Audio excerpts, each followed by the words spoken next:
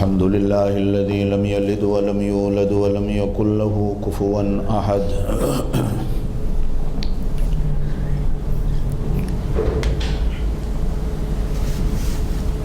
الحمد لله الذي لم يتخذ ولدا ولم يكن له شريك في الملك ولم يكن له ولي من الذل وكبره تكبيرا. أشهد أن لا إله إلا الله وحده لا شريك له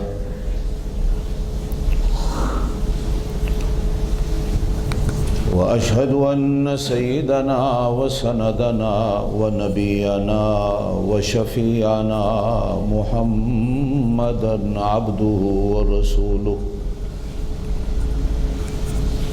صلى الله عليه وعلى آله وأصحابه وبارك وسلم تسليما كثيرا كثيرا.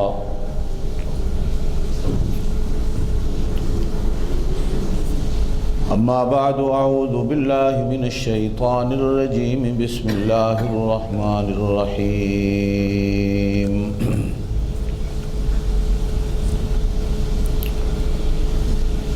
لقد جاءكم رسول من أنفسكم عزيز عليه ما عنتم حريص عليكم بالمؤمنين رؤوف رحيم.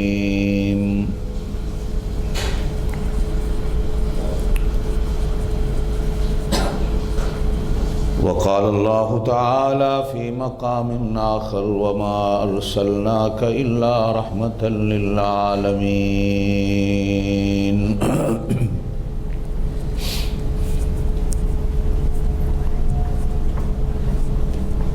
صدق الله العلي العظيم. وبلغنا رسوله النبي الكريم الأمي الأمين. ونحن على ذلك لمن الشاهدين والشاكرين والحمد لله رب العالمين. اللهم صل على محمد وعلى آل محمد كما صليت على إبراهيم وعلى آل إبراهيم إنك حميد مجيد. اللهم بارك على محمد وعلى آل محمد كما باركت على إبراهيم وعلى آل إبراهيم إنك حميد مجيد.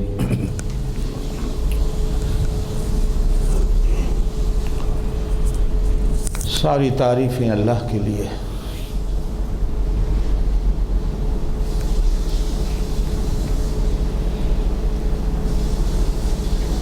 جس نے بھٹکی ہوئی انسانیت کے لیے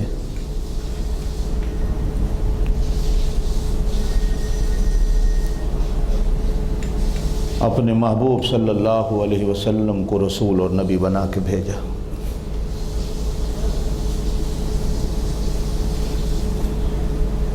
بے حساب درود و سلام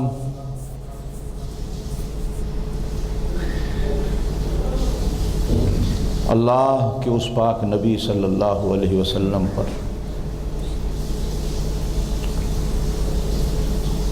جن پر اللہ خود بھی اللہ کے فرشتے بھی درود و سلام پڑھتے ہیں. لا تعداد بے حساب دعائیں ان علماء ان اولیاء کے لیے جنہوں نے اپنی زندگی بھر صعوبتیں تکلیفیں مصیبتوں کو برداشت کر کے پورا دین پورا قرآن پوری شریعت ہم تک پہنچائی. اللہ ہمیں اپنی تعریفوں کی توفیق دے دے. اللہ حضور صلی اللہ علیہ وسلم پر ہمیں درود و سلام بھیجنے پڑھنے کی توفیق دے دے. اور اللہ علماء اولیاء کے لیے ہمیں دعا کی توفیق دے دے. دوستو،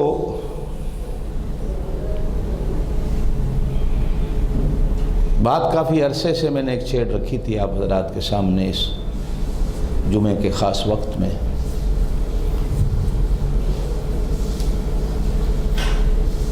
لیکن ربیع الاول کی مناسبت سے میں نے اپنی گاڑی اس پرانی سڑک اور پرانے راستے سے ہٹا کر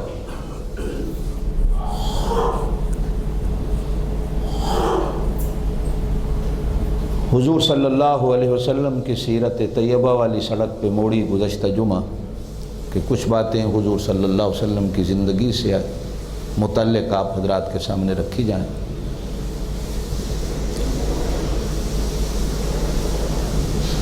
اور میں نے بڑی وضاحت سے آپ حضرات کے سامنے ہمیشہ کہتا ہوں اور گزشتہ جمعہ بھی کہا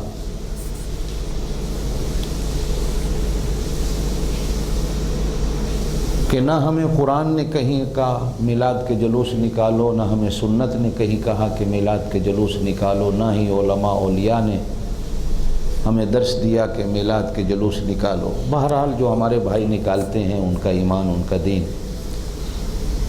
ہم حضور صلی اللہ علیہ وسلم کی ولادت باسعادت کو مانتے ہیں۔ آپ 12 ربیع الاول کو پیدا ہوئے، صبح کے وقت پیدا ہوئے، لیکن ہم میلاد کو مناتے نہیں۔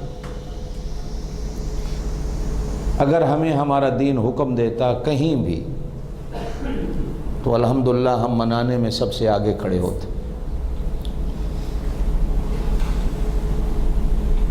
صحابہ کرام رضوان اللہ المجمعین جو ایک ایک نبی کی ادا کے عاشق تھے، ایک ایک نبی کی ادا پہ جانے قربان کرنے والے تھے، اور وہ ادا نبی نے جان بوجھ کر کی ہو یا بھول کے بھی کی ہو۔ صحابہ کرام فدا تھے۔ وہ آپ کی قولی سنت ہوتی یا عملی سنت ہوتی، صحابہ کرام جان نچھاور کرنے والے تھے، اگر ہوتا تو وہ کرتے۔ اسلام کی ابتدائی 5 صدیاں، یہ میری بات نوٹ کیجئے گا اپنے دماغوں میں، اسلام کی پہلی 5 صدیاں جو خیر القرون بہترین زمانے تھے اسلام کے، حدیث پاک حضور صلی اللہ علیہ وسلم کی فرمایا خیر القرون کرنی، اللہ نے جتنے زمانے بنائے اللہ نے سب سے اچھا زمانہ میرا بنایا، یہ حضور کا فرمان ہے۔ آدم علیہ السلام سے لے کر قیامت تک جتنے بھی انسان اللہ نے پیدا کیے اور کرنے ہیں، انبیاء کرام علیہم الصلاۃ والتسلیمات کے بعد اللہ نے جتنے اچھے لوگ میرے زمانے میں پیدا کیے کسی اور زمانے میں پیدا کیے۔ اور پھر حضور نے فرمایا ثم الذین یلونہم، پھر سب زمانوں سے اچھا زمانہ وہ ہے جو میرے زمانے کے ساتھ جڑا ہوا ہے۔ یعنی وہ لوگ جنہوں نے حضور علیہ الصلاۃ والسلام کو تو نہیں دیکھا لیکن نبی کے دیکھنے والوں کو دیکھا۔ پھر حضور علیہ الصلاۃ والسلام نے فرمایا ثم الذین یلونہم، تیسرا زمانہ سب زمانوں سے اچھا وہ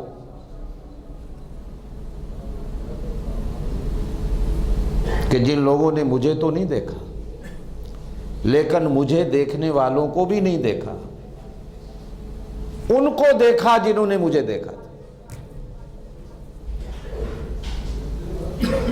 جنہیں امت نے 3 طبقوں میں تقسیم کیا ہے، 3 جماعتوں میں۔ جنہوں نے نبی کو دیکھا وہ صحابی کہلائے۔ حضور نے فرمایا اس دنیا میں سب سے اچھا زمانہ وہ۔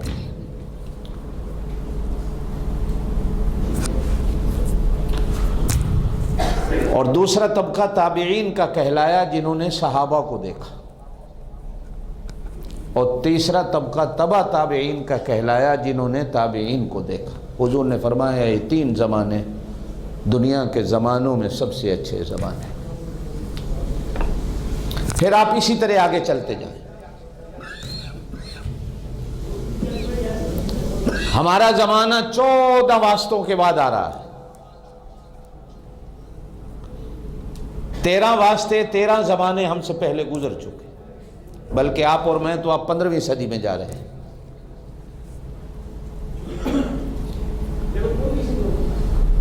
اسلام کی پہلی 5 صدیاں جو گزری، جو اچھے زمانے تھے، اچھے لوگ تھے، وہ 5 صدیاں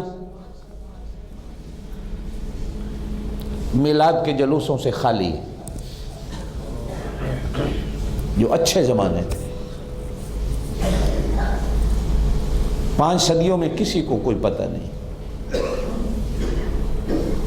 کہ میلاد کا جلوس اور میلاد النبی بھی ہے، منانا ہے۔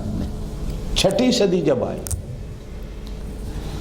تو وہ بھی کسی عالم دین، کسی مجتہد، کسی محدث نے میلاد کا جلوس شروع نہیں کیا، بلکہ ایک بادشاہ وقت نے شروع کیا۔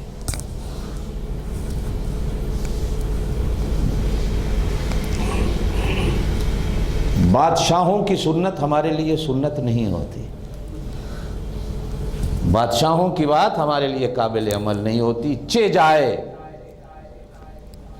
کہ وہ بادشاہ ایک ایسی چیز کو اختیار کر لے جو نبیوں نے نہ کی ہو، صحابہ نے نہ کی ہو، تابعین نے نہ کی ہو، تبع تابعین نے نہ کی ہو۔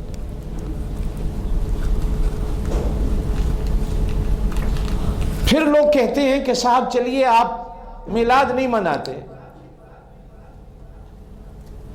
لیکن آپ حضور صلی اللہ علیہ وسلم کی میلاد کا تذکرہ کیوں نہیں کرتے ربیع الاول کے مہینے میں، جمعے میں؟ آپ اس کو تو بیان کرو۔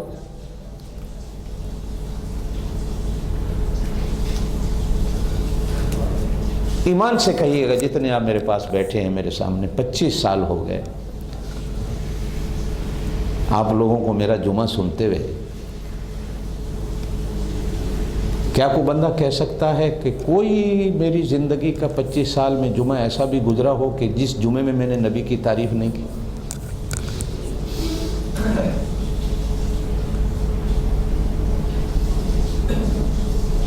کوئی جمعہ گزرا؟ اس لیے کہ میں جتنی چیزوں کو بیان کرتا ہوں ساری کی ساری نبی کے ساتھ جڑی ہوئی ہوتی ہے۔ اب ایک مثال دے کے میں آگے چلتا ہوں۔ آپ کی میری ساری دنیا کے مسلمانوں کی اماں حضرت عائشہ رضی اللہ تعالی عنہا سے کسی نے پوچھا حضور علیہ الصلوۃ والسلام کی زندگی کیا تھی، ہمیں آپ کی زندگی بیان کرو۔ تو اماں عائشہ نے ایک ہی جواب دیا، فرمایا تم قرآن نہیں پڑھتے ہو؟ کہا پڑھتے ہیں۔ کہا قرآن ہی تو سارا نبی کی زندگی ہے،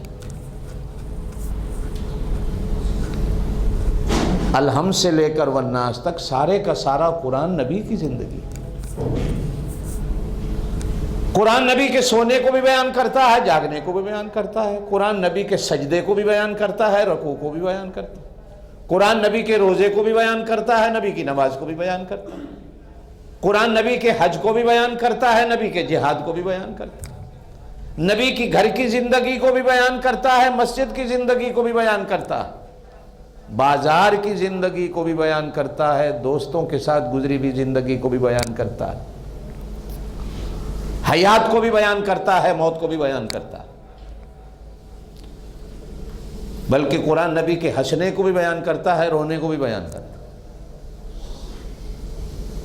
قرآن نبی کی اولاد کا بھی تذکرہ کرتا ہے، اصحاب کا بھی تذکرہ کرتا ہے، نبی کی امت کا بھی ذکر کرتا ہے، نبی کی بیویوں کا بھی ذکر کرتا ہے، نبی کے گھر کا بھی تذکرہ کرتا ہے، نبی کے شہر کا بھی تذکرہ کرتا ہے، صرف شہر نہیں، شہر کی گلیوں کا بھی ذکر کرتا ہے، نبی کے کھانے پینے کا بھی ذکر کرتا ہے، نبی کے غسل اور وضو کو بھی بیان کرتا ہے،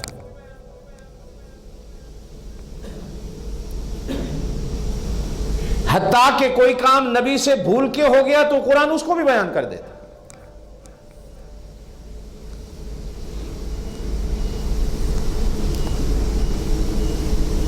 آپ صلی اللہ علیہ وسلم نے ظہر کی نماز پڑھائی، 2 رکعتوں پہ سلام پھیر دیا۔ ظہر کی کتنی رکعتیں ہوتی ہیں فرضوں کی؟ ظہر سے کتنی؟ آپ نے 2 پہ سلام پھیر دیا۔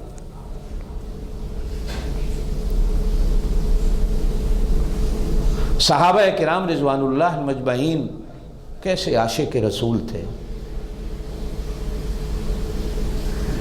کسی نے آواز نہیں نکالی کہ یا رسول اللہ غلطی ہو گئی۔ یہ تو آج کا مسلمان کہتا ہے نا کہ نبیوں سے غلطیاں ہوئیں، اس زمانے کا مسلمان جو صحیح معنوں میں مسلمان تھا۔ ایک صحابی کھڑے ہو کے عرض کرتا اللہ کے رسول صلی اللہ علیہ وسلم، کیا آج نماز میں جبریل وحی لائے کہ آج کے بعد ظہر کی 2 رکعتیں ہوں گی؟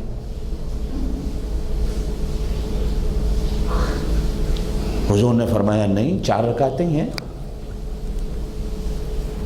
پھر بھی اس نے نہیں کہا کہ آپ نے 2 پڑھا۔ ہو سکتا ہے وحی آئی ہو کہ آج کے بعد 2 رکعتیں، ہو سکتا ہے اللہ کا حکم آیا ہو۔ اس میں کتنی چیزیں، کتنے مسائل امت کے لیے نکلتے ہیں صرف ایک چیز سے۔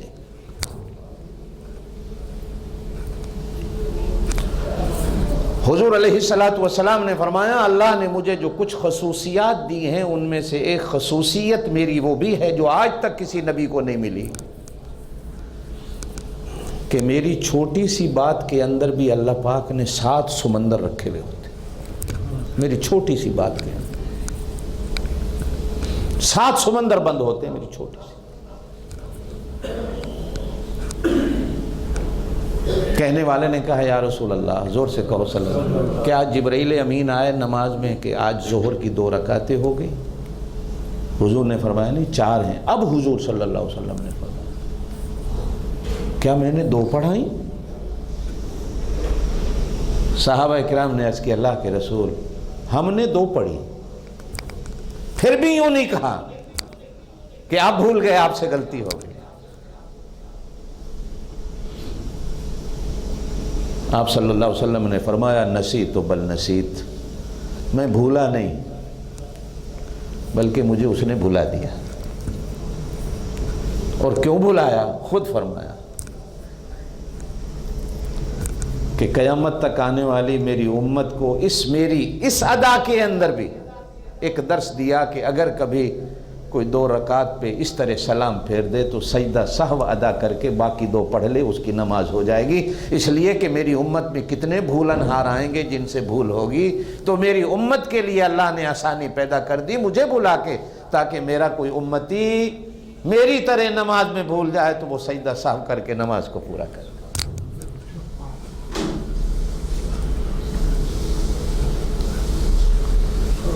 گویا کہ ایک سبق نکلا کہ نبی کی بھول کے اندر بھی رحمت ہے، نبی کی بھول میں بھی رحمت ہے۔ اس لیے میں کبھی کبھی کہا کرتا ہوں کہ نبی کی ان چیزوں کو مت دیکھا کرو، غوطہ لگاؤ اس سمندر میں کہ اس کے اندر رحمت کیا چھپی۔ رات کو حضور صلی اللہ علیہ وسلم غزوے سے واپس آئے مدینے کے باہر، رات دیر ہو گئی تو آپ کی عادت تھی آپ رات کو گھر نہیں جاتے تھے جب دیر ہو جاتی تھی، گھر والوں کو رات کو پریشان نہیں کرو۔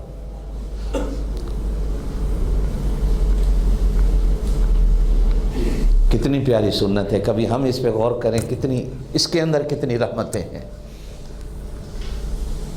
اب گھر والی 1 بجے اٹھے گی، 2، ہماری تو عادتیں ہیں، ہم نے تو جانا ہی رات کو گھر دیر سے ہوتا ہے، دوستوں کے ساتھ گپ شپ لگا کے جب تک 1 نہیں بجے گا ہم گھر نہیں جائیں گے۔ کبھی سوچا ماں کتنی پریشان ہو، کبھی سوچا میری بیوی کتنی پریشان ہو، کبھی سوچا میری اولاد میرے بچے کتنے پریشان ہو۔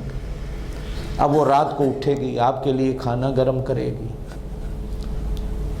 ماں تو بیچاری ساری رات ویسے اس کی آنکھیں دروازے پہ ہوتی ہیں اگر بیٹا نہیں آتا تو، کہ کب کنڈی کھلے گی اور میرا بیٹا گھر آئے گا۔ ماں کی تو حالت ہی ہوتی۔ آپ صلی اللہ علیہ وسلم دیر ہو جاتی رات کو گھر نہیں جاتے، باہر ہی پڑاؤ ڈال دیا جاتا تھا، فجر کے بعد جائیں گے، گھر والوں کو پریشان نہیں کرنا۔ کتنی رحمت ہے نبی کی۔ ہم وما ارسلناک الا رحمۃ للعالمین پڑھتے بھی ہیں، سنتے بھی ہیں، بڑے واعظ بھی سنتے ہیں، کبھی اس رحمت کو بھی سامنے رکھا کرو۔ پڑاؤ ڈالا سو گئے، حضرت بلال سے کہا بلال تم نے نہیں سونا، جاگو، ہم تھکے ہوئے ہیں، ہو سکتا ہے فجر میں آنکھ نہ کھلے، ہمیں اٹھا دینا نماز کے لیے۔ کون کہہ رہا ہے؟ زور سے کہو، کون کہہ رہا ہے؟ کیا پتا ہم نہ اٹھے، मालूम होता है कि हमारे सोने जागने पर इख्तियार हमारा नहीं होता, उसी का होता है। कितने झल्ले वो लोग हैं जो शायद सुन्नतों को नहीं समझते कि नबी मुख्तार कुल है, नबी का हर चीज पे इख्तियार होता है। वो शायद कुरान और सुन्नत को समझे ही नहीं। इख्तियार मेरे अल्लाह के पास होता है। सुला दे तो भी उससे कोई पूछने वाला नहीं, जगा दे तो भी कोई उससे पूछने वाला नहीं, उसके हाथ में है।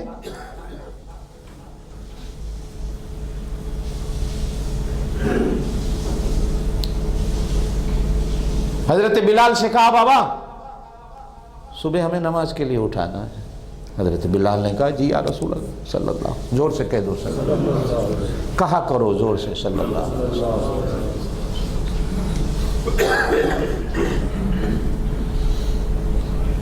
हदीस में आता है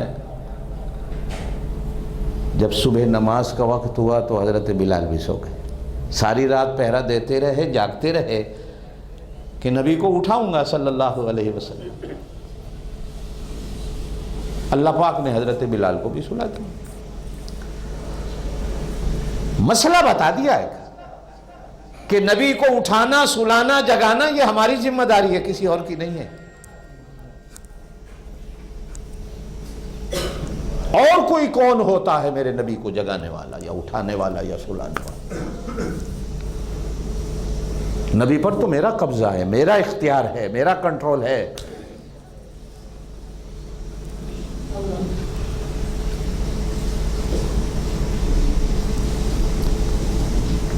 हदीस में आया सो गए, सूरज निकला, किसी की आंख नहीं खुली। सूरज की धूप ने हुजूर सल्लल्लाहु अलैहि वसल्लम के चेहरे के जाके बोसे लिए। हाय, आंख खुली है, सूरज निकला है। मेरे बिलाल को बुलाओ। बिलाल को उठाया गया, लाया गया। मेरे पाक नबी ने कहा बिलाल हमने जिम्मेदारी लगाई थी, तुम क्यों सो गए? अर्ज किया रसूलल्लाह जिसने आपको सुलाया उसने मुझे सुला दिया।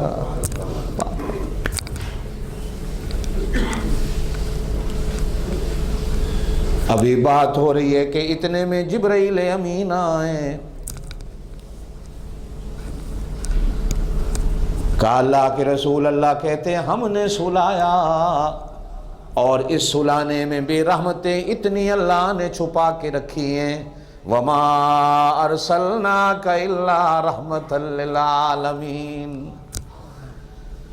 अगर आपकी तरह कयामत तक आने वाला कोई आपका उम्मती सो गया, सूरज निकल आया, अब उसे नमाज की फिक्र है, नमाज रह गई, तो आज हम आपको सबक देते हैं, कज़ा कर लो ताकि आपके उम्मतियों के लिए आसानी हो जाए। कभी रह जाए तो वो भी कज़ा कर लें।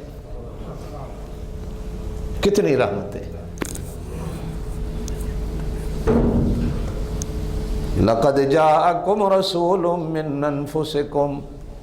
कुरान की इसी आयत पे बंदा बैठ जाए ना तो अल्लाह की कसम है रोते रोते जिंदगी भर सजदे से सर नहीं उठा सकता। कितना बड़ा अल्लाह का ऐसा। अल्लाह कहते मैंने तुम्हें रसूल दिया, रसूलुम मिन अनफुसिकुम, और वो भी तुम्हारा अपना दिया, कोई पराया नहीं मंगाया, पराया नहीं बुलाया।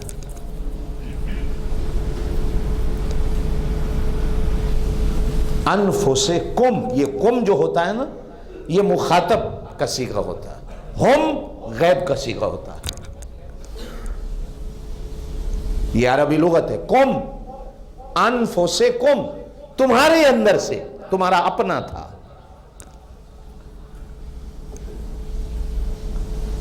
अगर कोई फरिश्ता होता तो अल्लाह कहते हम उनमें से भेजा है, ये तुम में से भेजा है। अजीजुन अलैहि मा अनित्तुम, یہ تمہارا رسول تمہارے لیے آسانیوں کی راہیں ڈھونڈتا ہے کہ میری امت پہ کوئی پریشانی نہ آ جائے، میری امت پہ کوئی تکلیف نہ آ جائے، میری امت پہ کوئی مصیبت نہ آ جائے، ایسا غمخوار رسول تمہیں دیا۔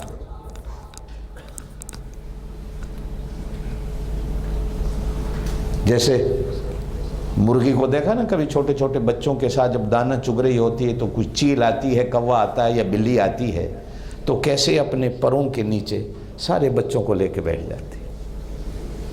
مثال ہے، فرمایا میرا نبی بھی ایسا ہے، کہیں آفت کو بلا مصیبت دیکھتا ہے تو اپنی رحمت کے پروں کے نیچے امت کو چھپانے کی کوشش کرتا ہے کہ میں اپنی امت کو بچا لوں، امت کو چھپا لوں، میری امت آفت سے بچ جائے۔ قرآن کے الفاظ ہیں حریص علیکم، آپ بھی جانتے ہیں حریص کسے کہا جاتا ہے؟ حرص ہے امت کی، فکر ہے امت کی، جیسے آپ کو اور مجھے پیسے کی حرص ہوتی ہے، میں یہ بھی کر لوں میں وہ بھی کر لوں، یہ حرص کا معنی ہوتا ہے۔ اور اللہ کہتے ہیں میرے نبی کو تو نہ پیسے کی حرص، نہ حکومت کی حرص، نہ دولت کی حرص، نہ جائیداد کی، نہ فوج کی، نہ پولیس کی، نہ سپاہ کی، کسی چیز کی حرص نہیں۔ حرص ہے تو صرف یہ کہ میری امت جہنم سے بچ جائے، میری امت جہنم سے بچ جائے۔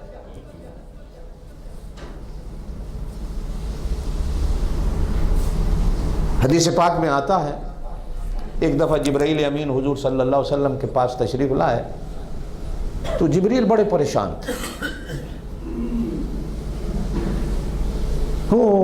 جیسے کو بیمار ہے یا صدیوں کا کو پریشان، کو بڑی پریشانی، حالانکہ فرشتے تو بیمار بھی نہیں ہوتے، فرشتوں کو پریشانی بھی نہیں آتی، لیکن پھر بھی حضور صلی اللہ علیہ وسلم نے دیکھا جبریل کا چہرہ اترا ہوا ہے۔ آپ صلی اللہ علیہ وسلم نے پوچھا جبریل تیرا چہرہ اترا ہوا نظر آ رہا ہے، کوئی پریشانی؟ کہا اللہ کے رسول ایک پریشانی۔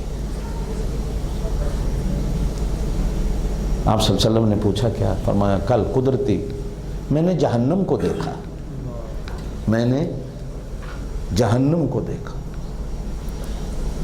تو آپ صلی اللہ علیہ وسلم نے پوچھا پہلی بار دیکھا؟ کہ پہلی بار۔ کہا جہنم میں کیا کیا دیکھا؟ اب حضور صلی اللہ علیہ وسلم کو بھی شوق پیدا ہوا پتہ کروں تاکہ میں اپنی امت کے لیے فکر کروں، ڈراؤں امت کہ جہنم میں کیا کیا دیکھا۔ کہا میں نے جہنم کے 7 حصے دیکھے، فلانے حصے میں فلانے کو سزا، دوسرے میں فلانے کو، تیسرے میں ایسا، چوتھے میں ایسا، 5ویں میں ایسا۔ آپ صلی اللہ علیہ وسلم نے پوچھا اس میں میرے امتی بھی تھے؟ کہا آپ کی امت کے بھی تھے، آپ کی امت کے بھی تھے۔ آپ صلی اللہ علیہ وسلم نے جو سنا تو آپ پر بھی وہی پریشانی کے اثرات جو جبرائیل امین کے چہرے پہ تھے، حضور بھی پریشان ہو گئے۔ صحابہ کرام کہتے ہیں جبریل تو چلے گئے لیکن حضور علیہ السلام کو ہم نے اس سے پہلے کبھی اتنا دکھی نہیں دیکھا تھا۔ بس نماز کے لیے آپ تشریف لاتے اور نماز کے بعد جو حجرے میں اپنے آپ کو بند کرتے اور روتے، 3 دن گزر گئے، آپ نے کسی سے کہا اتنی پریشانی۔ تیسرے دن صحابہ کرام رضوان اللہ المجمعین نے حضرت ابو بکر صدیق سے کہا آپ جائیں پوچھے تو صحیح کیا پریشانی ہے، کہ حضور علیہ السلام نماز کے سوا باہر بھی تشریف نہیں لا رہے، کسی سے بات بھی نہیں ہو رہی۔ تو حضرت ابو بکر صدیق کہتے ہیں میں گیا، میں نے کہا السلام علیکہ یا رسول اللہ، زور سے کہو صلی اللہ علیہ وسلم، لیکن حضور صلی اللہ علیہ وسلم نے میرے سوال کا جواب دیا۔ میں بھی پریشانی کی حالت میں باہر نکلا تو حضرت عمر مجھے نظر آئے۔ میں نے حضرت عمر سے کہا کہ بھائی میں تو سلام کر آیا ہوں، جواب نہیں ملا، تیرے سے ہو سکتا ہے میرے سے بھی زیادہ محبت ہو، تو جا، ہو سکتا ہے اللہ کے رسول تیرے سے کو بات کرے۔ تو حضرت عمر کہتے ہیں میں بھی اندر گیا، لاکھ کوشش کی لیکن اللہ کے رسول کے آنسو ہی نہیں رک رہے۔ میں بھی واپس چلا آیا تو حضرت عمر کہتے ہیں کہ مجھے حضرت سلمان فارسی مل گئے مسجد نبوی میں، تو میں نے حضرت سلمان فارسی سے کہا، یہ ایران کے رہنے والے تھے حضرت سلمان فارسی، لیکن حضور صلی اللہ علیہ وسلم نے فرمایا یہ میری اہل بیت میں سے، یہ قریشی نہیں ہے۔ پیار اتنا تھا، حضور نے فرمایا یہ میری اہل بیت میں سے۔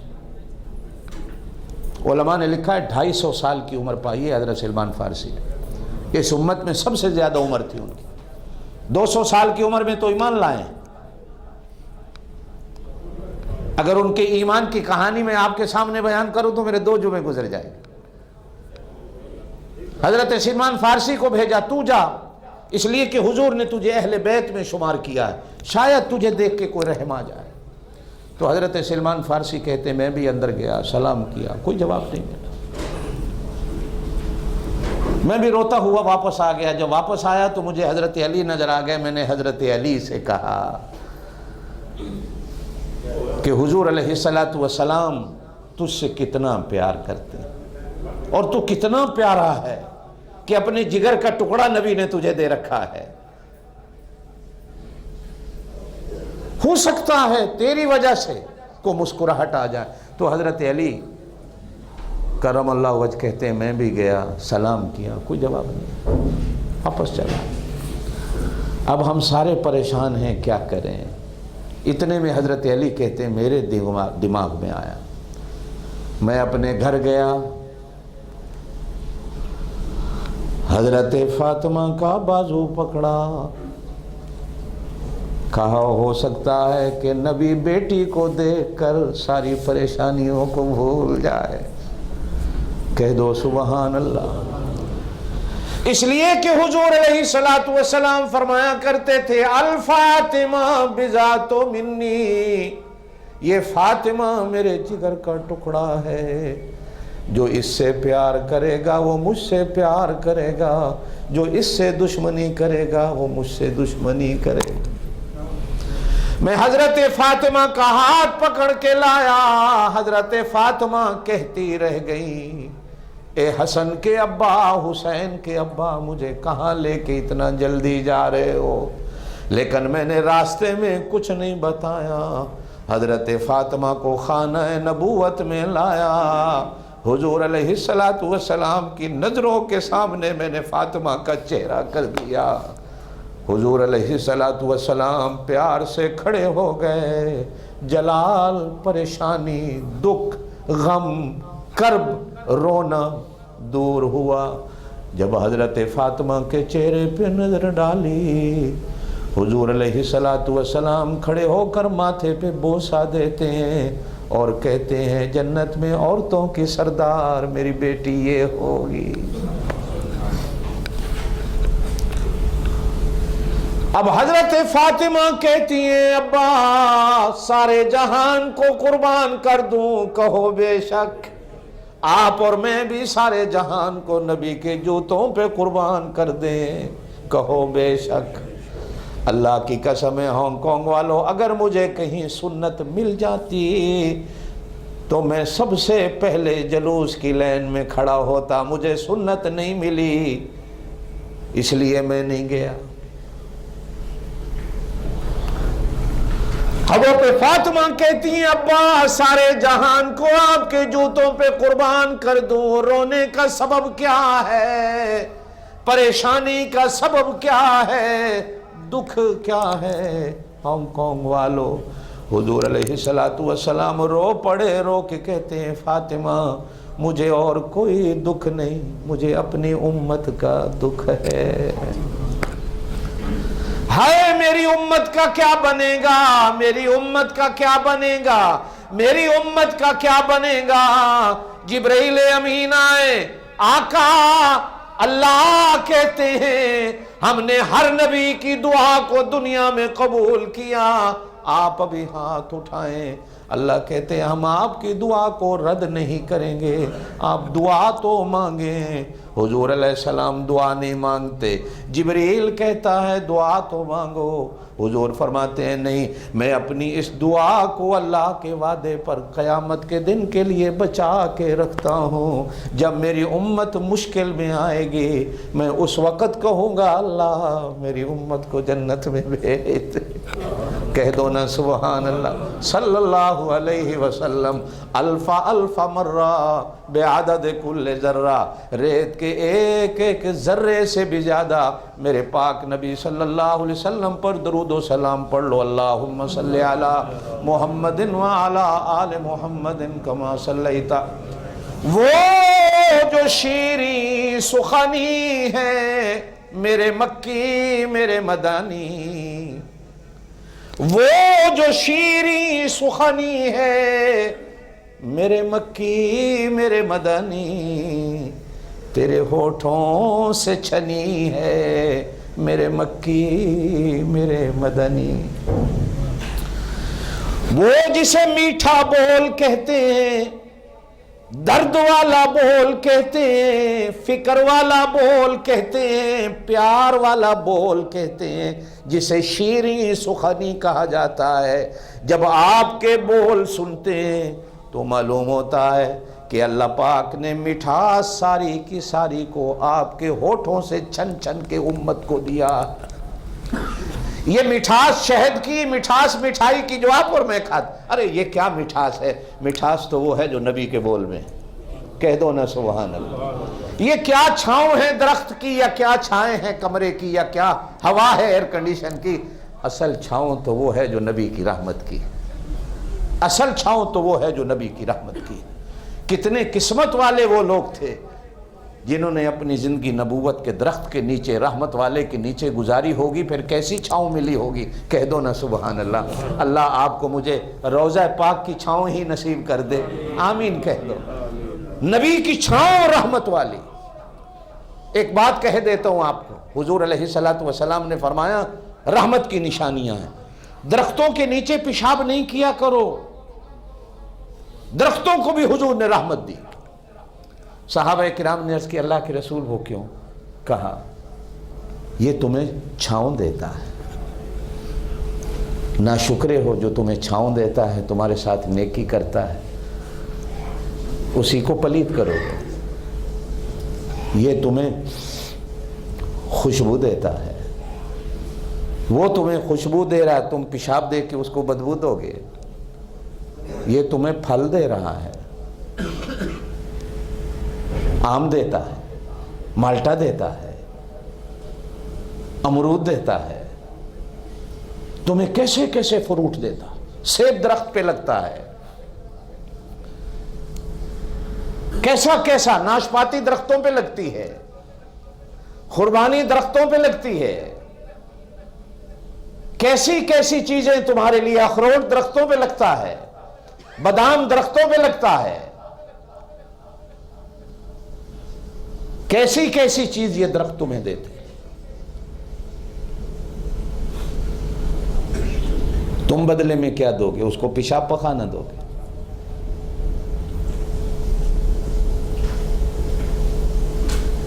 آنے جانے والا جب تھک جاتا ہے دھوپ سے تو تھوڑی دیر درخت کے چھاؤں میں بیٹھ جاتا ہے، اسے کتنا سکون ملتا ہے۔ اور جو گاؤں والے بیٹھے ہو،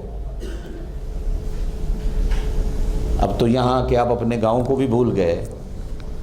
آج کل جاؤ نا، جب لوڈ شیڈنگ ہو، بجلی نہ ہو، گیس نہ ہو، پیٹرول نہ ہو، جون جولائی کی گرمی ہو،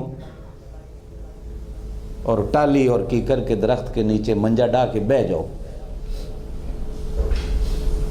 اس وقت کہو گے الحمدللہ ایسی بجلی کو کیا کرنا جتنی میٹھی نیند مجھے اس درخت کی چھاؤں میں آ رہی۔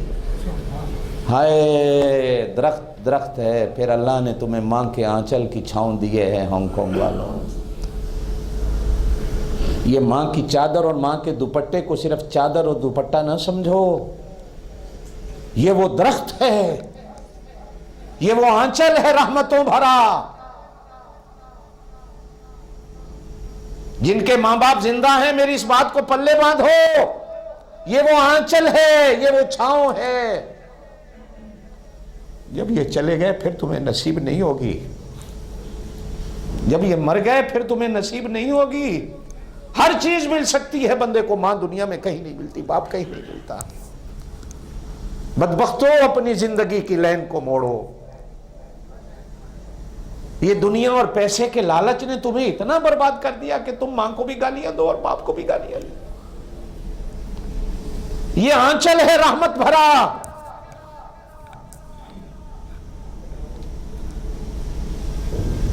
یہ استاد کے ہاتھ، یہ استاد کا سایہ، یہ بھی ایک رحمت کا آنچل ہوتا ہے۔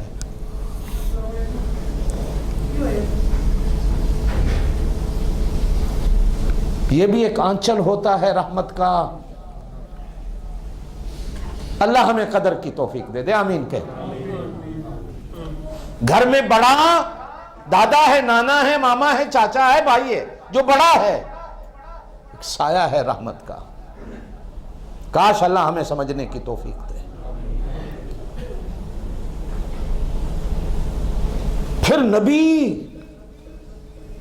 وہ کتنی بڑی رحمت کی چھاؤں ہوگا۔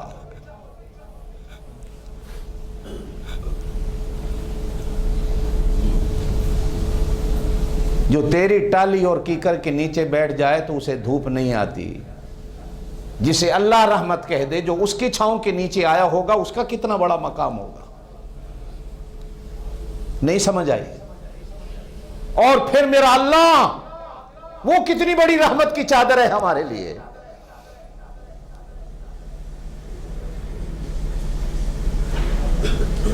اللہ کے پاک نبی صلی اللہ علیہ وسلم نے درختوں کو بھی سبب سے رحمت بنے۔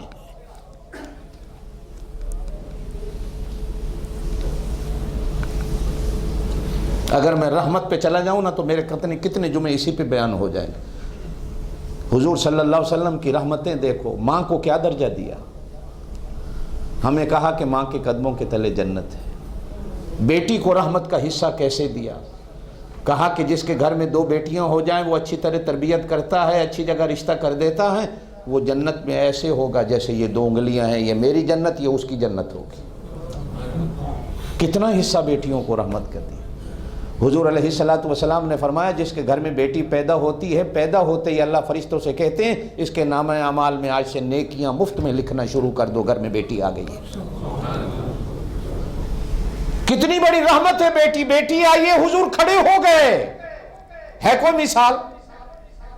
بیٹی کے استقبال میں نبی کھڑا ہو جاتا اور کسی کو بات نہیں بتاتے، وہ بیٹی کو بتاتے۔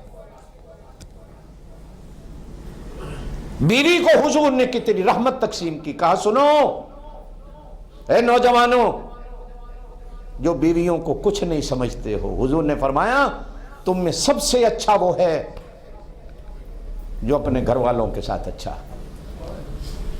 میں تم سب میں اچھا ہوں، حضور نے فرمایا، اس لیے کہ میں اپنے گھر والوں کے ساتھ اچھا ہوں۔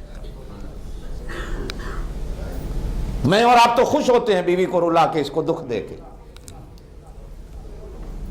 حضور نے فرمایا اچھا وہ ہے جو اپنی بیوی کو اچھا رکھتا۔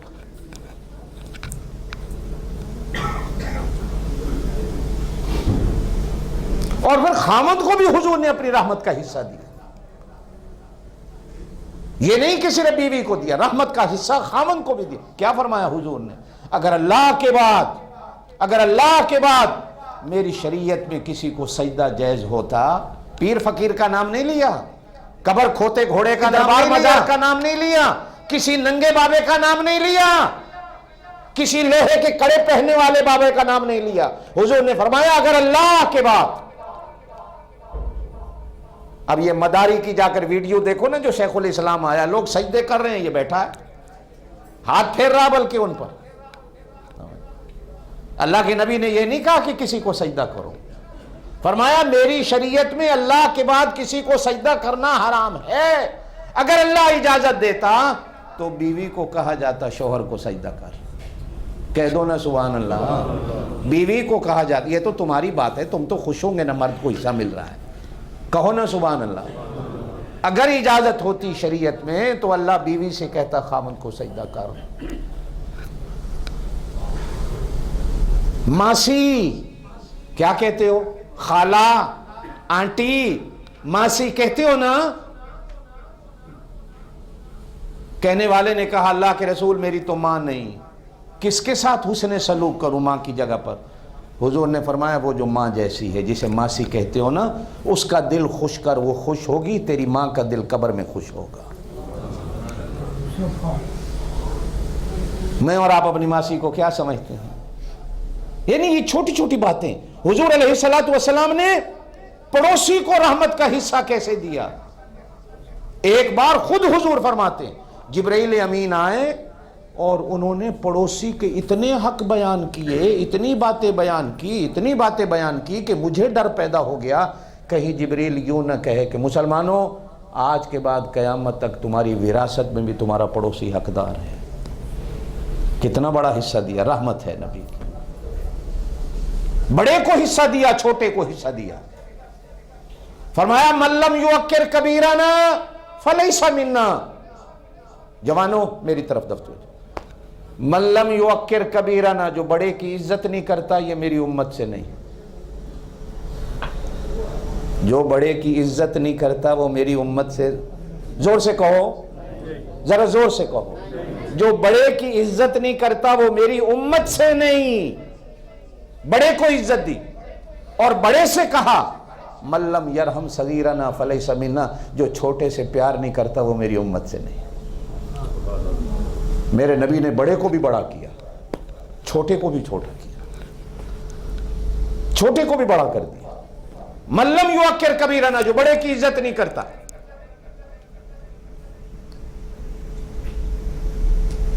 وہ میری امت سے نہیں۔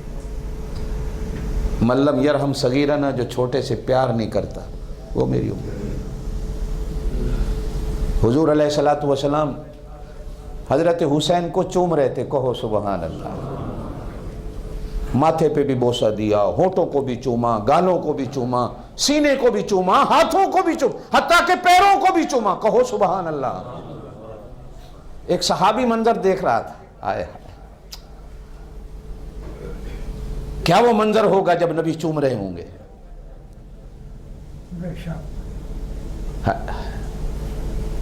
ایک صحابی دیکھ رہا تھا، ہنس کے کہنے لگا اللہ کے رسول صلی اللہ علیہ وسلم تسی بھی اتنا چوم دے ہو، تسی بھی اتنا چوم دے ہو۔ سمجھ آئی نہیں؟ حضور علیہ السلام نے فرمایا ارے جو ان سے پیار نہیں کرتا، جو ان سے پیار نہیں کرتا، کسی کا بھی چھوٹا ہو گھر میں، جو ان سے پیار نہیں کرتا وہ پیار کو سمجھے گا کیا؟ وہ میرے دین کو سمجھے گا کیا؟ وہ مجھے کیا سمجھے گا؟ خدا کو کیا سمجھے گا؟ اسلام نے، دین نے تو تمہیں پیار سکھایا ہے۔ من لم یرحم صغیرنا فلیس منا، جو چھوٹے سے پیار نہیں کرتا وہ میری امت سے نہیں۔ حضور علیہ السلام،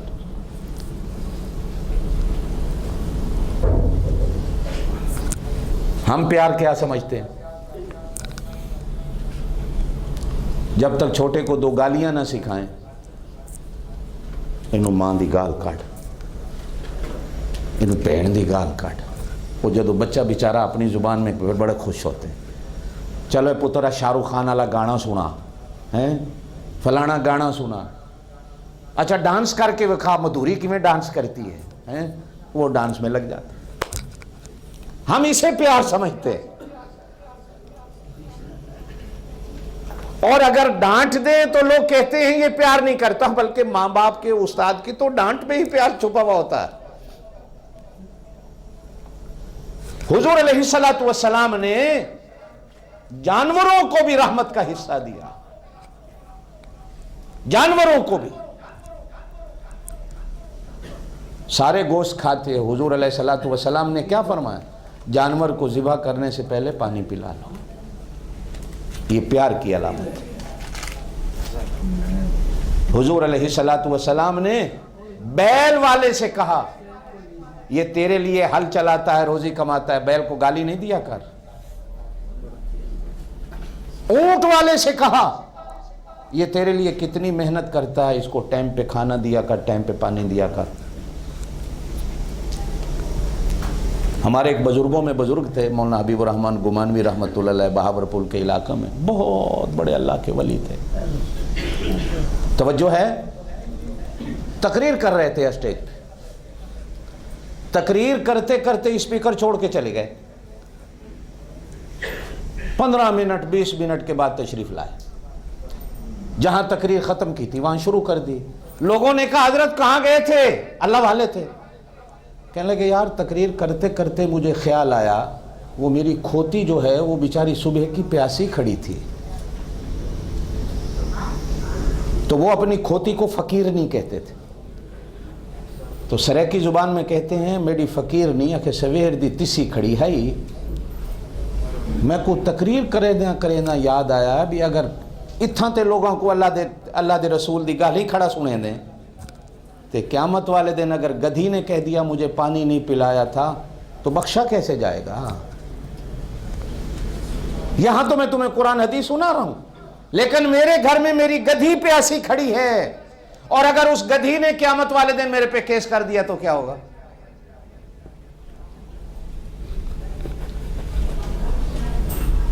اس میری بات کو ذرا لے جاؤ اپنے دماغ میں، ابھی نہیں تو جمعے کے بعد اکیلے بیٹھ کر۔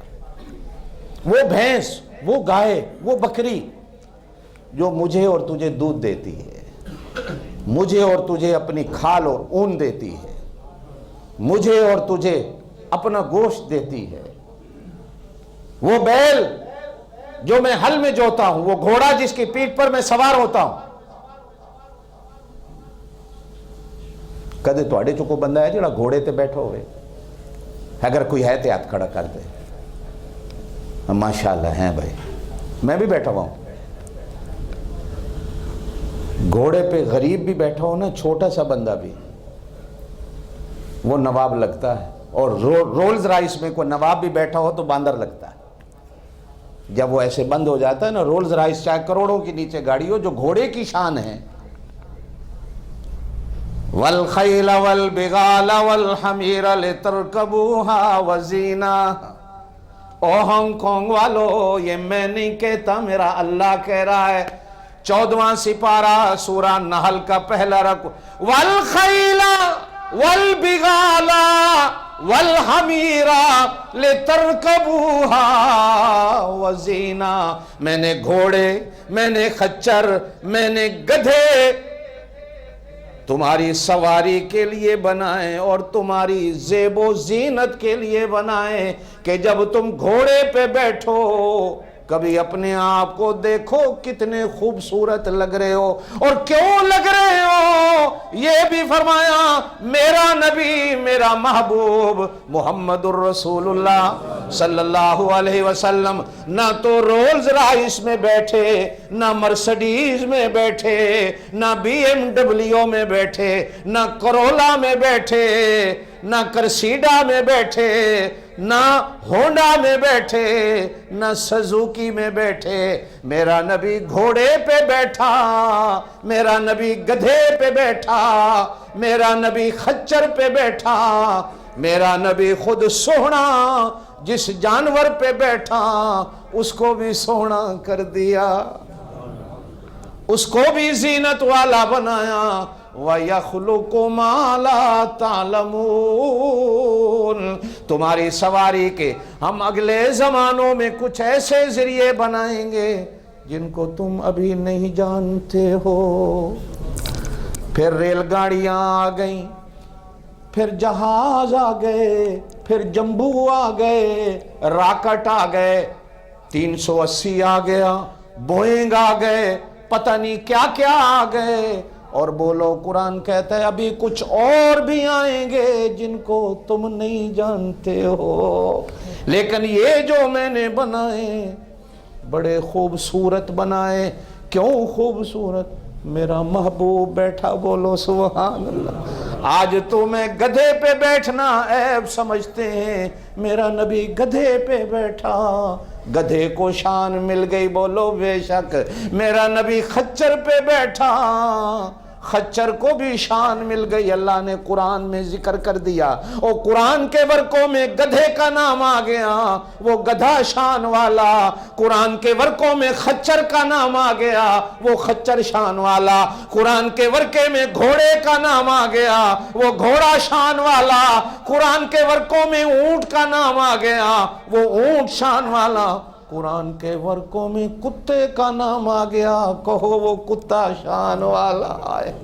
وَقَلْبُهُمْ بَاسِطٌ ذِرَاعَيْهِ بِالْوَسِيدِ، اصحاب کہف غار میں گئے، کتا ساتھ گیا، وہ اندر سو گئے، کتا دروازے پہ بیٹھا ہے، پہری داری کرتے، اللہ قرآن میں ذکر کر رہے ہیں، اور میرے پاک نبی صلی اللہ علیہ وسلم نے فرمایا اس کتے کو قیامت والے دن میرا اللہ میرا امتی بنا کر جنت میں داخل کر دے گا۔ بولو سبحان، بولو نا سبحان اللہ۔ وَالْخَيْلَ وَالْبِغَالَ وَالْحَمِيرَ لِتَرْكَبُوهَا وَزِينَةً وَيَخْلُقُ مَا لَا تَعْلَمُونَ، میرا نبی رحمتاں ونڈن تے آیا، کھوتیاں نو بھی رحمتاں دے دیتیاں، میرا نبی رحمتاں نو ونڈن تے آیا، گھوڑیاں نو بھی رحمتاں دے دیتیاں، میرا نبی اٹھاں نو رحمتاں ونڈن تے آیا۔ قرآن کہتا ہے افلا ينظرون الى الابل كيف خلقت، اوے اونٹ کی طرف دیکھو ہم نے اس کو کیسا پیدا کیا ہے۔ بولو نا سبحان اللہ۔ وہ گائے، وہ بکری، وہ بھینس جس کا ذکر قرآن میں آ جائے بولو شان والی، کیونکہ قرآن اترا شان والے نبی پر، صدقہ ہے شان والے نبی کا۔ جس نے بھی قرآن لیا، جس کا بھی ذکر قرآن میں آیا، اللہ پاک نے اس کو شان نصیب کر دی۔ حضور نے گدھوں کو بھی رحمتیں بانٹی، حضور علیہ السلام نے بکریوں کو بھی رحمتیں بانٹی، میرے پاک نبی نے بکریاں چرائیں۔ ایک حدیث میں آتا ہے حضور علیہ السلام نے فرمایا آدم سے لے کر مجھ تک کوئی نبی ایسا نہیں گزرا جس نبی نے بکریاں نہ چرائی ہو۔ ہر نبی کو اللہ نے بکری سے پیار دیا، حضور کے گھر کے اندر بھی بکریاں تھیں۔ آپ صلی اللہ علیہ وسلم نے ایک ایک چیز کو رحمت، گھر کو بھی رحمت دی، گھروں کو بھی۔ آپ صلی اللہ علیہ وسلم نے فرمایا جو گھر کی صفائی نہیں کرتے گھر سارا دن بد دعا دیتا ہے۔ میرا تجربہ ہو سکتا ہے آپ میں سے بھی کئیوں کا ہو، کبھی کبھی 5 اسٹار ہوٹل میں بھی جا کے رہیں تو رات کو نیند نہیں آتی، اور گھر کی جھگی میں آ جائیں تو چارپائی پہ سر رکھتے ہیں نیند آ جاتی۔ ہو سکتا ہے آپ کے ساتھ بھی کبھی ایسا ہوا ہو۔ اپنے گھر میں نیند کیوں آتی ہے؟ اس لیے کہ یہ میرا گھر ہے، یہ مجھے آرام دیتا ہے، مجھے پیار دیتا ہے، مجھے سکون۔ اسی گھر نے تو مجھے اولاد دی، اسی گھر میں تو میرے بچے دوڑتے رہے، بھاگتے رہے، کبھی اس کندھے پہ، کبھی اس کندھے پہ، کبھی اس جھولی میں، کبھی سر کے اوپر۔ اسی گھر میں تو میرے ماں باپ نے میرے سر پہ ہاتھ رکھا۔ یہ گھر کی دیواریں، گھر کے دروازے، لوگ کہتے ہیں کہ مکان، گھر جو ہوتا ہے وہ اینٹوں سے نہیں بنتا، گھر تو پیار اور محبت سے بنتا ہے۔ عالی شان اینٹیں لگا لو لیکن اس گھر میں پیار نہ ہو تو اسے گھر نہیں کہتے، اسے لوگ مکان کہتے ہیں۔ اپنی جھگی بھی ہو نا بندے کی، تو اللہ کی قسم ہے بندہ آتا ہے چارپائی پہ سر رکھتا ہے اور خراٹے لینے شروع ہو جاتے، نیند آ جاتی۔ میں کبھی تھکا تھکا آتا ہوں، ویسے تو خراٹے کی عادت نہیں، جب تھکا ہوا آؤں تو خراٹے خوب آتے ہیں۔ یہ بچے بھی پھر ہنستے ہیں میرے، سمجھیں، اس لیے کہ اپنے گھر میں بندے کو، اپنے گھر میں بادشاہی ہوتی۔ کہو نا ایمان سے، میں سچ کہہ رہا ہوں غلط کہہ رہا ہوں؟ اپنا گھر اپنا، ہوٹل کا کمرہ مل جائے، کبھی کبھی وہاں نیند ہی نہیں آتی۔ حضور علیہ السلام نے فرمایا جو گھر تمہیں سکون دیتا ہے، جو گھر تمہیں اولاد دیتا ہے، جس گھر میں تمہیں آرام ملتا ہے، اسی گھر میں چولہے کی پکی ہوئی روٹی کھاتے ہو، اگر تم اس گھر کی صفائی نہیں کرتے ہو تو وہ گھر تمہیں بد دعا دیتا۔ حضور علیہ السلام نے گھر کو بھی رحمت کا حصہ دیا، برتنوں کو بھی دیا۔ حضور علیہ السلام نے فرمایا وہ عورتیں جو رات کو گھر کے برتن ایسے ہی رکھ دیتی ہیں، صبح دھو لوں گی، ساری رات برتن بد دعا دیتا۔ رات کو دھو کے سویا کرو۔ برتن کہتا ہے یار تو چنگا ہے، میں تجھے پانی پلا رہا ہوں، میرے اندر تو بیٹھ کے کھانا کھا رہا، سالن ڈالے بیٹھا، بریانی ڈالے بیٹھا، میں تیرا پیٹ بھر رہا ہوں، تیری آنکھیں بھر رہا ہوں، اور تو چنگا ہے کہ مجھے دھوتا ہی نہیں ہے۔ برتن بھی ساری رات بد دعا۔ حضور نے فرمایا بستر کی چادر سیدھی نہ کرو تو چادر بھی بد دعا دیتی، کہ میں تجھے آرام دیتی ہوں، رضائی کو لپیٹا کرو، سنت ہے، مردوں خود اٹھو، جیسے اٹھتے ہو رضائی کو لپیٹا کرو، یہ نہیں سوچا کرو کہ بیوی آئے گی بیٹی آئے گی تو بستر کی چادر لپیٹے گی، خود لپیٹنا سیکھو۔ حضور خود لپیٹتے تھے۔ حضور علیہ السلام نے فرمایا اگر گھنٹہ 2 گھنٹے رضائی چادر ایسی پڑی رہی، وہ گھنٹہ 2 گھنٹہ تمہیں بد دعا دیتی رہے گی۔ میں تجھے نیند دیتی ہوں، آرام دیتی ہوں، تو مجھے سیدھا ہی نہیں کر سکتا۔ چھوٹی چھوٹی باتیں میرے پاک نبی نے کیسے سکھائیں۔ وما ارسلناک الا رحمت للعالمین، وہ سارے جہان کے لیے رحمت تھے۔ حضور علیہ السلام نے ایک ایک چیز کو رحمت دی۔ اللہ پاک آپ کو مجھے عمل کی توفیق دے۔ زندگی رہی تو انشاءاللہ تعالی باقی باتیں آئندہ جمعہ۔ واخر دعوانا الحمدللہ رب العالمین۔ اتوار والے دن بھائی یوماتی میں ہانگ کانگ گورنمنٹ کی طرف سے مسجد کی ایک جگہ ہمارے کچھ دوستوں کو مسلمانوں کو ملی ہے۔ یوماتی اتوار والے دن ظہر کی نماز کے بعد وہاں انشاءاللہ دعا